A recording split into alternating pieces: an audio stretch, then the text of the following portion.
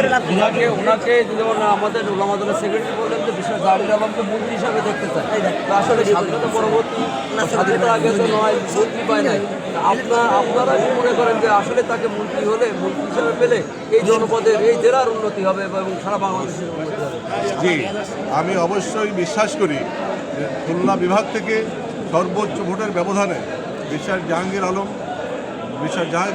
আলমকে নড়াইলের জনগণ বিজয় অর্জন করেছেন। তো এই একটা বিষয়।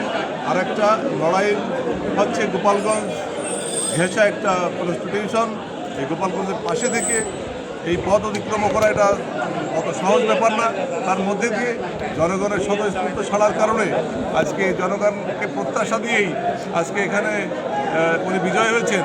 জনগণকে অবশ্যই বলতে হয়েছে যে আপনাদেরকে আমরা সেবা প্রদান করব এবং ভালো কিছু আশা করব। তো জনগণের পক্ষ থেকে যেহেতু বিশ্বাসকে সর্বোচ্চ ভোটের ব্যবধানে বিজয় নির্বাচিত করেছে, এই হিসেবে টপ ম্যানেজমেন্টের কাছেও আমাদের দাবি যাতে বিশ্বাস জাহাঙ্গীর আলম মন্ত্রী পায়, এটা আমাদের জন্য সহায়ক হবে।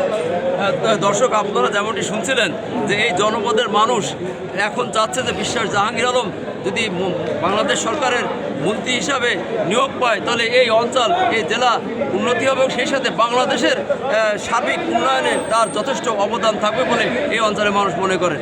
ধন্যবাদ সকলকে।